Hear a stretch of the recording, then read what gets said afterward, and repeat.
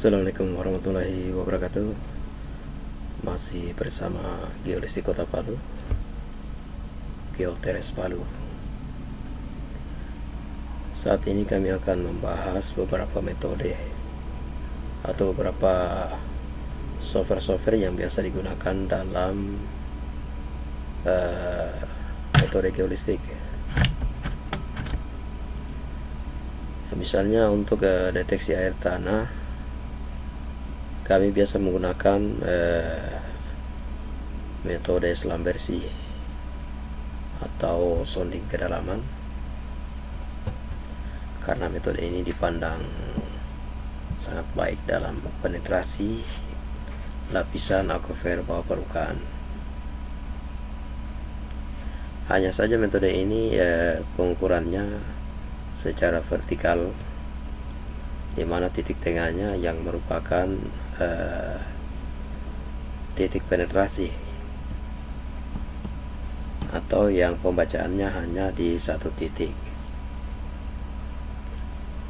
Biasa juga kami menggunakan metode WNR selam bersih, yaitu penggabungan antara metode WNR dan selam bersih.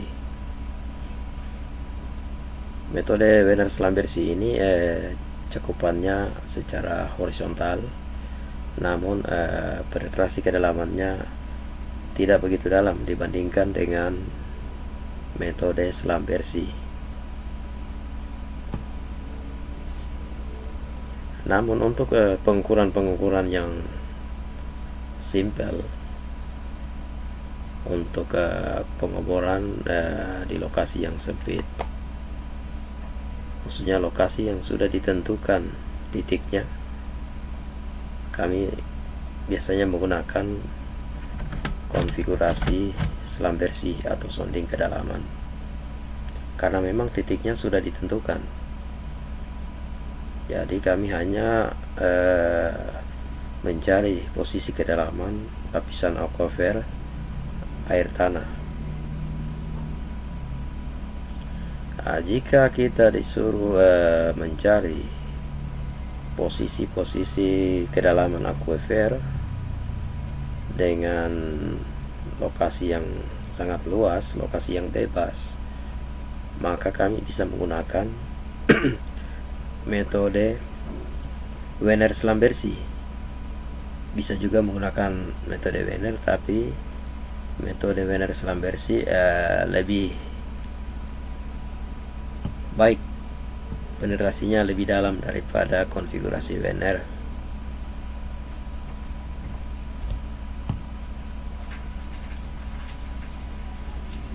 Keuntungan dari konfigurasi WNR selam bersih,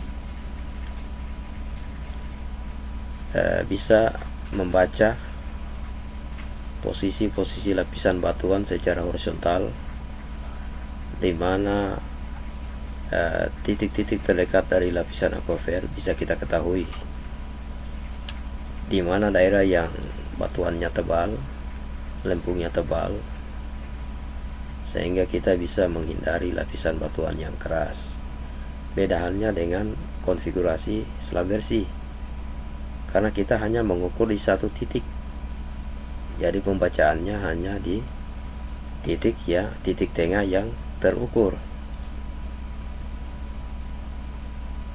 Namun penetrasi kedalamannya cukup lumayan. Pengambilan datanya juga cukup simpel, karena metode ini menggunakan patokan atau ada grafik-grafik. Ada 4 grafik yang menjadi panutan dalam penghitungan nilai resistivity-nya. Jadi kita harus mengikuti dari salah satu dari keempat grafik tersebut. Ada namanya grafik naik, grafik turun, grafik naik turun, dan ada grafik turun naik. Penggabungan. Jadi dalam pengambilan data kita harus berpatokan pada grafik tersebut. agar nilai-nilai pengukuran kita tidak jauh dari nilai yang sebenarnya.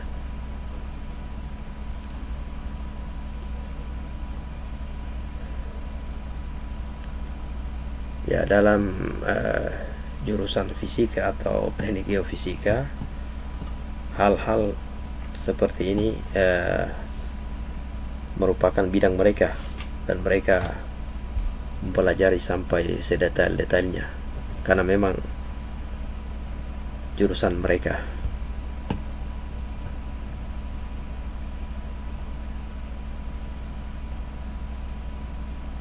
Ya, tentunya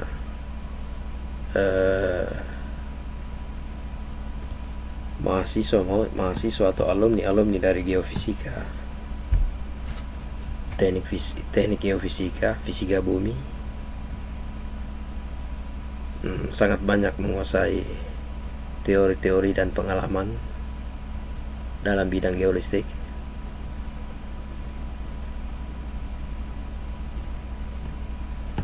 Namun dalam satu angkatan atau satu jurusan tidak semua mampu atau mengembangkan ilmu geolistik tersebut, karena mereka terbagi-bagi beberapa bidang keahlian. Mungkin ada yang di seismik, ada di gaya berat, ada juga di geomagnet. Sedangkan yang mengambil keahlian geolistik pun tidak semua fokus ke pengukuran. Ada yang hanya bisa mengambil data, ada yang hanya bisa mengolah data, tapi semua itu harus dibarengi dengan jam terbang di lapangan, karena jam terbang di lapangan itu sangat menentukan kualitas data dan hasil pengukuran.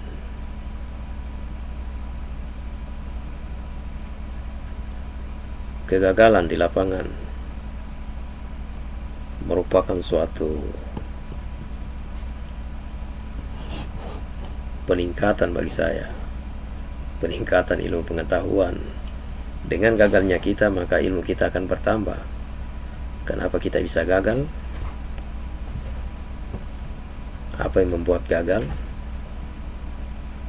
Jika datanya sudah bagus, sudah sesuai dengan 4 grafik tadi, lantas penentuan lapisan kita masih gagal, kita harus meninjau kembali. Ya, tentunya dengan kita berpedoman pada hasil logging dan hasil cutting dari litologi batuan sumur bor. Ya, sampel batuan bor harus kita pelajari, kita sesuaikan dengan data geolistik yang sudah kita olah. Di mana kelirunya? Semakin sering kita membandingkan data litologi batuan, data geolistik, dan well logging, maka kita akan bisa menguasai ilmu dari geolistik tersebut.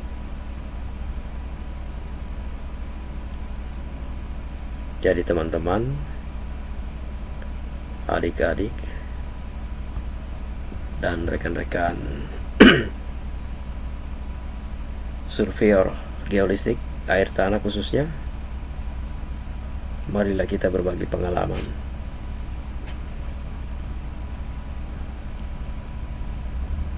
Karena menurut para juru bor,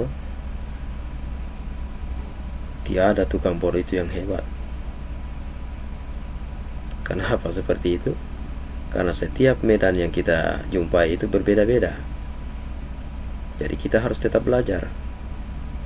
Medan 1 ke medan 2 kita harus belajar. Begitu juga geolistik ini, kita harus banyak belajar dengan medan-medan yang berbeda-beda, sehingga kita bisa menyimpulkan tentang lapisan-lapisan di daerah-daerah yang berbeda-beda. Semakin luas jam terbang, semakin banyak pengalaman. Jadi jangan takut untuk belajar, jangan takut untuk gagal. Kita harus berjuang dan tetap belajar untuk menguasai bidang ilmu yang kita sukai, yang kita jalani. Oke, salam geoteres, geolistik Kota Palu. Assalamualaikum warahmatullahi wabarakatuh. Sampai bertemu di video-video selanjutnya.